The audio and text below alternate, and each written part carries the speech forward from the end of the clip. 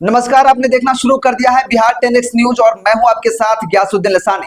बात करेंगे आज पूरे बिहार की 10 बड़ी अहम और ताजा खबरें जो आपके लिए जानना बेहद जरूरी है और आज दिन भर की सुर्खियों में रही। तो चलिए शुरू करते हैं खबरों का सिलसिला। बिहार की राजनीति में समता पार्टी, शकुनी और श्रवण का संयोग, नीतीश के फैसले से सियासी चर्चा शुरू। बिहार की राजनीति में इन दिनों समता पार्टी यानी शकुनी और श्रवण के आसपास घूम रही है। समता पार्टी की स्थापना 1994 में लालू प्रसाद यादव की सरकार को अपदस्थ करने के इरादे से हुई थी। 1995 के विधानसभा चुनाव में उसे बुरी हार का सामना करना पड़ा। हार ऐसी कि उस चुनाव में मुख्यमंत्री के रूप में प्रस्तावित किए गए नीतीश कुमार चुनाव जीतने के बाद भी विधानसभा नहीं गए। 2003 में समता के विलय के बाद जदयू यानी जनता दल यूनाइटेड का गठन हुआ। उसके बाद से आज तक समता की वह राजनीतिक धारा राज्य की राजनीति के लिए अपरिहार्य बनी हुई है। समता पार्टी पहली बार 1995 में विधानसभा चुनाव लड़ी थी।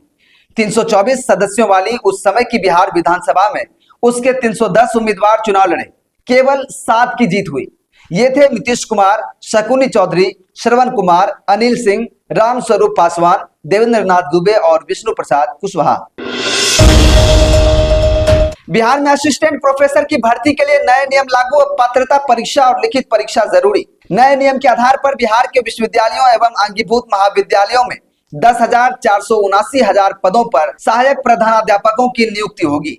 इनमें से 4,000 पद पहले से विश्वविद्यालयों में रिक्त है, जबकि 211 प्राचार्य, 6479 सहायक प्रधानाध्यापकों की नियुक्ति उन 211 नए डिग्री महाविद्यालयों में होगी जो डिग्री कॉलेज विभिन्न प्रखंडों में स्थापित किए जा रहे हैं। पहली बार प्रधानाध्यापकों की नियुक्ति के लिए नए नियम बनाए जा रहे हैं। 2 मार्च को ही बिहार के लोक भवन ने नई नियुक्ति नियमावली का ड्राफ्ट जारी किया है। इसके अनुसार सहायक प्रधानाध्यापक की नियुक्ति से पहले अब अभ्यर्थियों के लिए राज्य स्तरीय पात्रता परीक्षा को पास करना अनिवार्य किया गया है। 90% महिलाएं बिना कमरे में जाए राजनीति नहीं कर सकती। पप्पू यादव के बयान पर महिला आयोग का नोटिस। बिहार के पूर्णिया संसदीय क्षेत्र से निर्दलीय सांसद पप्पू यादव के एक बयान को लेकर राजनीतिक और सामाजिक हलकों में विवाद गहरा गया है। पप्पू यादव ने हाल ही में महिलाओं की स्थिति और राजनीति में उनकी भागीदारी को लेकर टिप्पणी की थी, जिसके बाद बिहार राज्य महिला आयोग ने स्वतः ही संज्ञान लेते हुए उन पर कार्रवाई शुरू कर दी है। आयोग ने सांसद को नोटिस जारी कर 3 दिनों के भीतर जवाब देने को कहा है। मीडिया रिपोर्ट्स के अनुसार पप्पू यादव ने एक बयान में कहा था कि भारत में महिलाओं को देवी का दर्जा दिया जाता है, लेकिन वास्तविकता में उन्हें वह सम्मान नहीं मिलता जिसकी वे हकदार हैं। उन्होंने यह भी कहा कि सिस्टम और समाज इसकी जिम्मेदारी है। बिहार में शिक्षकों के ट्रांसफर पोस्टिंग के लिए बनेगी पारदर्शी नीति, डिप्टी सीएम ने अफसरों को दिया आदेश। दोस्तों, बिहार में तकरीबन 6 लाख शिक्षकों के स्थानांतरण एवं पदस्थापन की नीति पारदर्शी होगी, ताकि शिक्षकों के पदस्थापन स्थानांतरण में किसी भी प्रकार की असुविधा ना हो। यह आदेश उप मुख्यमंत्री विजय कुमार चौधरी ने मंगलवार को शिक्षा विभाग के अफसरों के साथ समीक्षा बैठक में दिया। बैठक में उन्होंने कहा कि सॉफ्टवेयर मैकेनिज्म को अधिक से अधिक पारदर्शी बनाएं। शिक्षकों की नियुक्ति के बाद उनके प्रशिक्षण पर विशेष जोर दें, क्योंकि उनके द्वारा प्राप्त की गई गुणवत्तापूर्ण प्रशिक्षण बच्चों के शैक्षणिक विकास में लाभकारी साबित होगा। इससे पहले बैठक में प्राथमिक शिक्षा निदेशक विक्रम विरकर ने विभिन्न योजनाओं के प्रति जानकारी दी। उन्होंने प्रत्येक प्रखंड में मॉडल स्कूल, स्थानांतरण नीति, पुस्तकालय, पात्रता परीक्षा, पीएम श्री पोषण योजना, पाठ्य पुस्तकें, एनजीओ संबद्धता आदि के संबंध में भी जानकारी दी। 1000 से अधिक बिजली बिल बकाया तो कटेगा कनेक्शन। बिहार में स्मार्ट मीटर वालों के लिए गाइडलाइन जारी। विद्युत विभाग ने प्रखंड में बिजली उपभोक्ताओं को चेतावनी दी है कि जिनका बिजली बिल 1000 रुपये से अधिक बकाया है, वे इसी माह के अंत तक राशि का भुगतान कर दें। ऐसा नहीं करने पर उनका बिजली कनेक्शन काटकर आपूर्ति बंद कर दी जाएगी। विद्युत विभाग सिक्टी के कनीय अभियंता रोहित कुमार राज ने बताया कि बकाया रखने वाले उपभोक्ताओं की सूची तैयार कर ली गई है और उनका कनेक्शन काटने की प्रक्रिया भी शुरू कर दी गई है। यदि कनेक्शन कटने के बाद कोई उपभोक्ता बिना बकाया राशि, आरसी या डीसी चार्ज जमा किए बिजली का उपयोग करते हुए पाया जाता है तो उसके विरुद्ध प्राथमिकी दर्ज की जाएगी।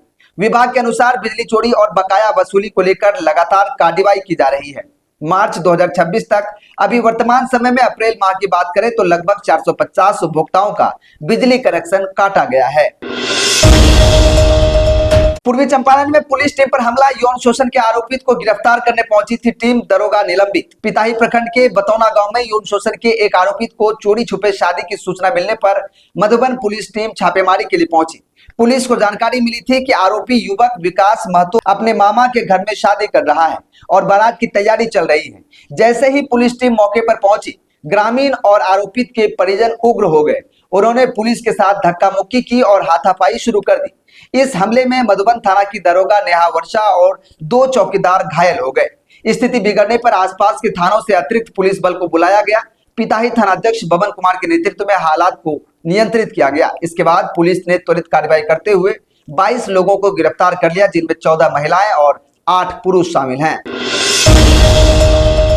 फिर यात्रा पर निकलेंगे नीतीश कुमार। सरकार की योजनाओं पर जेडीयू के लोकल नेताओं से लेंगे फीडबैक। जेडीयू के कार्यकारी राष्ट्रीय अध्यक्ष के रूप में नीतीश कुमार का जो यात्रा इस बार शुरू होने जा रही है, वह बिल्कुल ही नए फॉर्मेट में होगी। सरकार की योजनाओं के क्रियान्वयन से जुड़ा इनपुट पहले से नीतीश कुमार के पास उपलब्ध होगा। वह यह देखेंगे कि स्थानीय स्तर पर उन्होंने जो योजनाएं शुरू की थी वह किस हाल में है। उनकी संभावित यात्रा की रूटीन में यह भी जोड़ा जा रहा है कि वह जिला स्तर पर सक्रिय जदयू के नेताओं से भी बात करेंगे। नीतीश कुमार ने जिस समय यह तय किया था कि वह राज्यसभा जाएंगे, उसी समय उन्होंने अपने एक्स हैंडल पर यह लिखा था कि वह सरकार के कार्यों व जदयू संगठन पर भी नजर रखेंगे। 2 दिन पहले जब जदयू विधायक दल की बैठक एक अन्य मार्ग में हुई, तब उन्होंने अपनी संभावित यात्रा के बारे में जदयू विधायकों को भी बता दिया था। पटना एयरपोर्ट के नए टर्मिनल में टाइल्स गिरी, अराइवल एरिया में मची अफरा तफरी, बाल बाल बचे पूर्व मंत्री के पुत्र। जयप्रकाश नारायण अंतर्राष्ट्रीय हवाई अड्डा के नए टर्मिनल के अराइवल क्षेत्र में मंगलवार को उस समय अफरा तफरी मच गई जब अचानक दीवार पर लगे टाइल्स गिर गए। घटना अराइवल एरिया के पिलर संख्या 5 के पास की है। टाइल्स जमीन पर गिरने से पहले सुरक्षा के लिए लगाए गए स्टील रॉड से टकराई, जिससे आवाज हुई और आसपास के मौजूद यात्री व एयरपोर्ट कर्मी सहम गए। प्रत्यक्षदर्शियों के अनुसार टर्मिनल के एक हिस्से की दीवार से टाइल्स अचानक उखड़कर जमीन पर गिर गई, जिससे वहां मौजूद यात्रियों में कुछ देर के लिए दहशत का माहौल बन गया। हालांकि राहत की बात यह रही कि इस घटना में कोई भी यात्री या कर्मचारी घायल नहीं हुआ। गिरते हुए टाइल्स से केवल सेफ्टी स्टील रोड को नुकसान पहुंचा। 22 अप्रैल को सड़कों पर उतरेगा रालोमो। महिलाओं के अधिकार को लेकर महागठबंधन के खिलाफ धिक्कार मार्च। बिहार की राजनीति में एक बड़े आंदोलन की तैयारी शुरू हो गई है। उपेंद्र कुशवाहा के नेतृत्व वाली राष्ट्रीय लोक मोर्चा आरएलएम ने 22 अप्रैल को सभी जिलों में महागठबंधन के खिलाफ धिक्कार मार्च निकालने का ऐलान किया है। मंगलवार को आयोजित प्रेस कॉन्फ्रेंस में उपेंद्र कुशवाहा ने कहा कि इस आंदोलन में बड़ी संख्या में कार्यकर्ता सड़कों पर उतरेंगे और उनके मुताबिक यह मार्च राज्य में कथित राजनीतिक विसंगतियों, जन विरोधी नीतियों और महिलाओं के अधिकारों की अनदेखी के खिलाफ आयोजित किया जा रहा है। कुशवाहा ने कहा कि रालोमो संवैधानिक अधिकारों की रक्षा, परिसीमन में सुधार और महिलाओं को उनका उचित हक दिलाने के लिए प्रतिबद्ध है। उन्होंने आरोप लगाया कि मौजूदा राजनीतिक माहौल में सामाजिक न्याय और समान प्रतिनिधित्व जैसे अहम मुद्दों की अनदेखी हो रही है। बिहार में आज का मौसम सामान्य रूप से बदलता हुआ रहेगा। दिन की शुरुआत हल्की धूप और कुछ जगहों पर बादलों के साथ हो सकती है। सुबह के समय मौसम थोड़ा सुहावना रहेगा, जिससे बाहर निकलने में ज्यादा दिक्कत नहीं होगी। दोपहर होते होते तापमान बढ़ सकता है और हल्की गर्मी महसूस होगी। तापमान लगभग 25 डिग्री सेल्सियस से 35 डिग्री सेल्सियस के बीच रहने की संभावना है। हालांकि कई जिलों में बादल छाए रहने से तेज धूप में थोड़ी राहत मिल सकती है। शाम के समय मौसम में बदलाव देखने को मिल सकता है। कुछ इलाकों में हल्की बारिश या बूंदाबूंदी होने की संभावना है। खासकर उत्तर और मध्य बिहार के क्षेत्रों में इससे तापमान में थोड़ी गिरावट आएगी और मौसम ठंडा व आरामदायक हो सकता है। हवा की बात करें तो हल्की सी मध्यम गति हवाएं चलेंगी, जो दिन भर गर्मी को संतुलित रखने में मददगार साबित होंगी। नमी थोड़ी बढ़ सकती है, जिससे उमस का भी एहसास हो सकता है। कुल मिलाकर आज का मौसम मिश्रित यानी गर्म, बादल और हल्की बारिश वाला रहेगा। तो दोस्तों, ये थी आज की पूरे बिहार की 10 बड़ी और अहम खबरें जो आपके लिए बेहद जरूरी थी और आज पूरे दिन ये सुर्खियों में रही। इसी तरह की खबरों को देखने के लिए हमारे चैनल को अभी सब्सक्राइब कर लें, बेल आइकन को दबाएं। फेसबुक पेज पर देख रहे हैं तो पेज को फॉलो जरूर करें और वीडियो को ज्यादा से ज्यादा शेयर करें, लाइक करें, कमेंट करके बताएं कि आप वीडियो कैसा लगा और वीडियो कहां से देख रहे हैं। मिलते फिर कल इसी तरह की खबरों के साथ, तब तक के लिए हमें दीजिए इजाजत। नमस्कार।